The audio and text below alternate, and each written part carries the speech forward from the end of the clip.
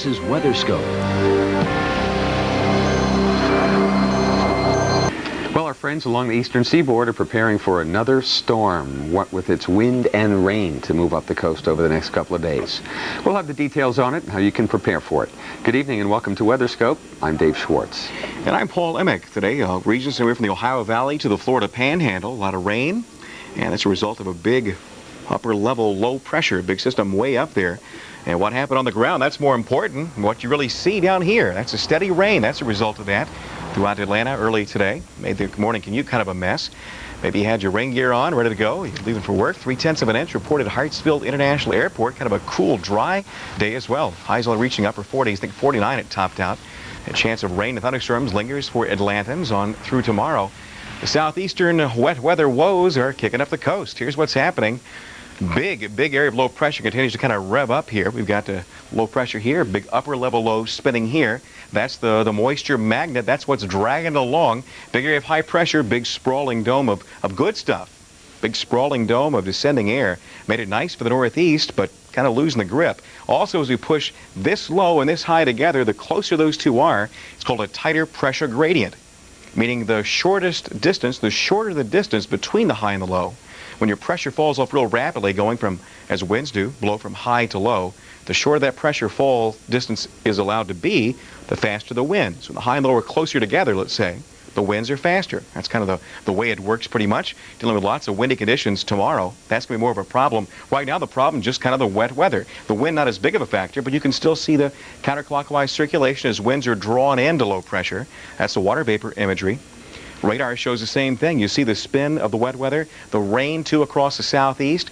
Tallahassee, around FSU right now, some additional rainfall kind of coming to an end as most of the heavier stuff is all kind of east of campus and town. Valdosta, maybe you drop it down towards 75 to go to Tampa, maybe to Orlando, around Kissimmee, St. Cloud, or Haines City, wanting to see some great attractions there. The real problem tonight is not the road travel into Florida. It's kind of just past the Panhandle in North Florida. Across Georgia, around Savannah, maybe taking 16 towards Savannah. Could be a bit of a wet ride.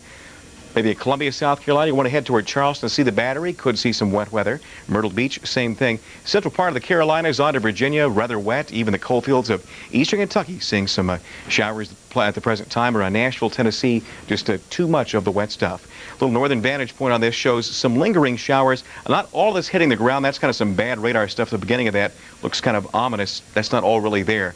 A lot of this rain not hitting the ground, not too far from Indianapolis. Kind of a drizzly situation. Philly, that's the real thing there. Some pretty heavy rains around Baltimore, D.C., even around Dover at times. There's the high pressure that will soon say, left you behind, let the wet weather move in. That's the deal. Temps won't be the problem. The winds will be. Gale warnings from Fenwick Island all the way up to the Merrimack River. It's going to be quite windy along the coast. With the tales of actions in the west, here's Dave. That's right, Paul. We had a cold front kind of ease its way into the Pacific Northwest, bringing some rain to California, Oregon, and Washington. Now, this was the scene earlier in Seattle, where light rain fell in the area this morning. Had some scattered showers this afternoon. Beautiful scenes, typical weather. We are into the wet season here in western Washington, Oregon, and now in northern California. Not much showing up on radar here tonight, but folks here at Seattle-Tacoma International Airport, which is to the south of town, are reporting some light rain. Also up there at Bellingham, which you can see on radar. Undoubtedly, it's been raining here in Victoria, British Columbia, and in Toledo, down toward Vancouver, Washington, right along the Columbia River, and into Portland. It is raining. Raining. Boy, there'll be a lot of these days coming up over the next 6 months or so. Some showers out to the east here, approaching the Columbia River Gorge as another wave of low pressure develops along our frontal boundary. And some thunder and lightning being reported right now at Blue Canyon, which is right here in Northern California. There's San Francisco. Here at Blue Canyon, thunder and lightning, temperature in the upper 40s. And in the foothills of the Sierra Nevada mountains, the snow levels are way up there. If you're driving through the passes, even up into Washington and Oregon, you've got no problems right now. Latest report out of Oakland is light rain. Kind of hard to find that on radar, but it could be very light, and it shouldn't be lasting long. This cold front has moved in to California right now. The thunderstorms pretty much line up with that cold front and the latest wave of low pressure that could send some rain into Boise and into Spokane by morning rush hour. Speaking of Boise, look at all the sunshine we had today here in Ada County. The Treasure Valley, Magic Valley in southwestern Idaho was warm. High temperatures were broken. High temperature records were broken in Idaho, Nevada, Montana, and Wyoming. While to the east, still chilly, only 42 for that high under the clouds in Kansas City. Oy. And 49 with the rain in Atlanta. That's 20 degrees below average or near it. Meanwhile, here in the west, we've got warm weather relative to average, and look at this. Cold front, that warm front is on the move. It's going to get warmer in Chicago, too. We'll have that forecast coming up.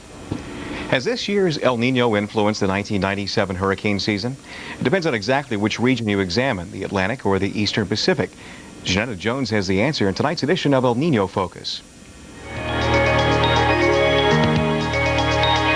Each year, the hurricane